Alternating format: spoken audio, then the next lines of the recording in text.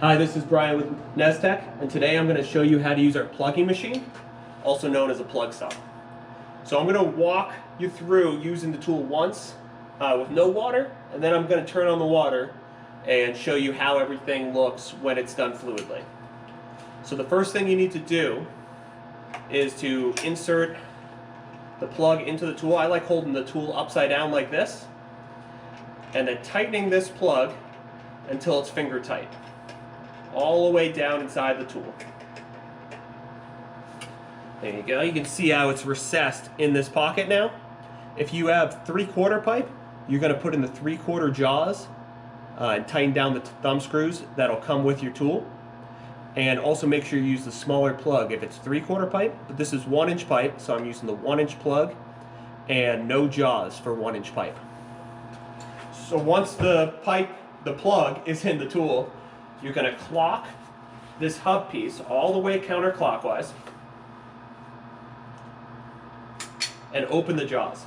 So it should look like this, where you can easily get the copper pipe into the tool.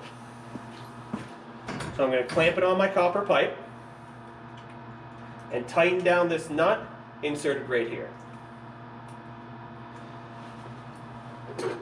This nut can be tightened with the large wrench that comes in the kit. And my rule of thumb with tightening is you tighten until the tool itself cannot spin on the pipe easily. So that's tight enough. Yeah, plenty tight. So now you're going to take an impact gun. Here I have a 3/4 impact gun with a 6-inch extension, but you can use a 1/2-inch impact gun as well. And the extension just helps getting the impact gun away from this plug as it comes around. So put the tool impact gun into the plug machine, and you're going to hold down the trigger going clockwise for about 10 seconds.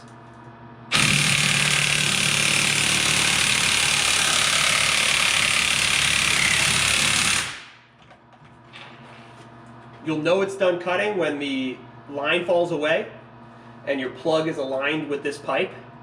If you have any uncertainty, just hold that trigger for a few seconds longer. There's a pin in there, and it'll just bounce off that pin, but it won't hurt the tool. So once this plug is all the way around, you're going to take the big wrench and then the small wrench and drive the plug into the pipe. There's a line on the plug that tells you when you can stop. So when that line is hovering just on this face, you know the plug is in far enough. And at this point, the plug is disattached from the tool. Water pressure will push it back, but the plug is no longer attached to the tool. So now you're going to tighten the plug. You go counterclockwise with the small wrench, essentially pulling the plug together to tighten it. My rule of thumb with this is tighten it till you see the water stop, and then go another 1/4 turn.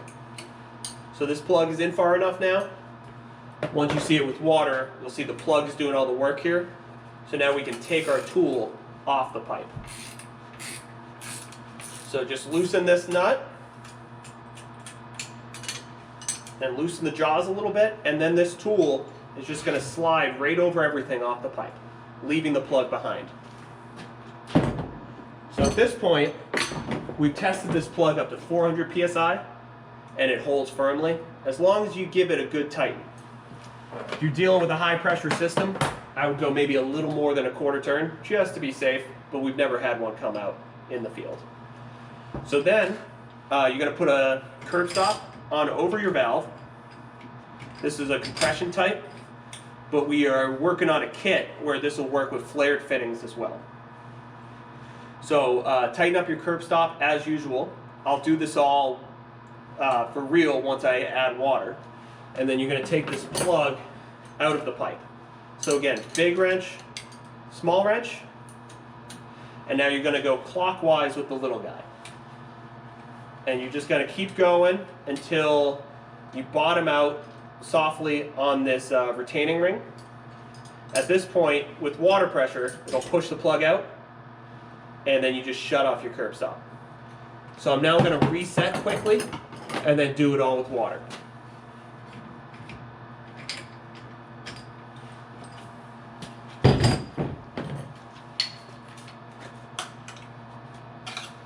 So again, plug in the tool, tighten it down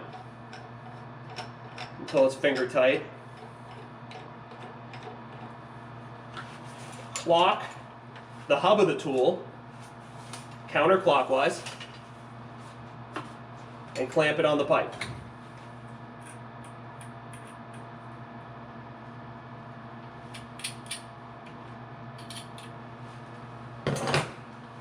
Use the big wrench for this and tighten it down nice and snug.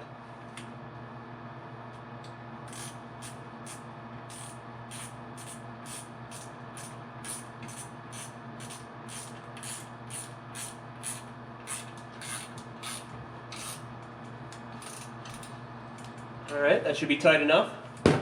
Gonna turn on my water just a little bit.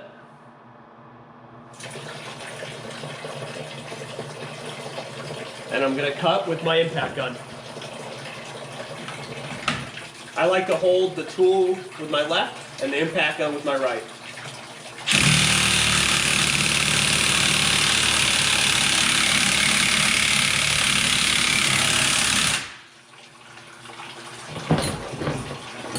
So you see you get a little dribble, but not bad. Higher pressure systems might add more than this. Still a lot less than doing it live.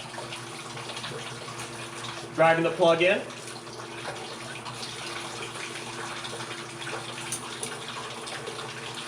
The wrench comes off, just reset it.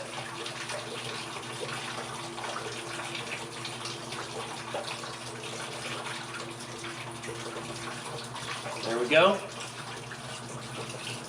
And tighten the plug. It's a little more than you think you need. You can then take the tool off the line.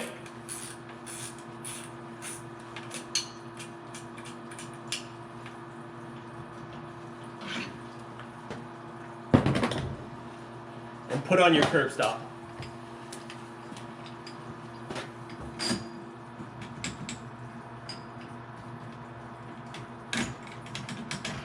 There you go. Sometimes there might be a small burr here that you can file off with a file or emery cloth. This one's not big enough to cause any troubles, but just so you know, it might be a sign that your blade is getting a little dull. They should last at least 100 cuts, but check for broken teeth if you find that that burr is growing.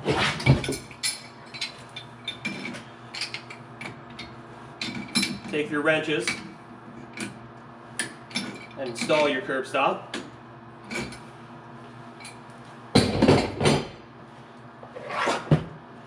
Now at this point, you can take the plug out and close the curb stop.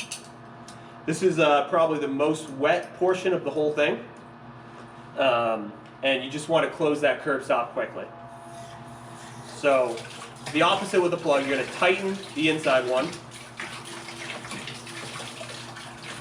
all the way till you hit this little washer, and then take it out. Have a good top guide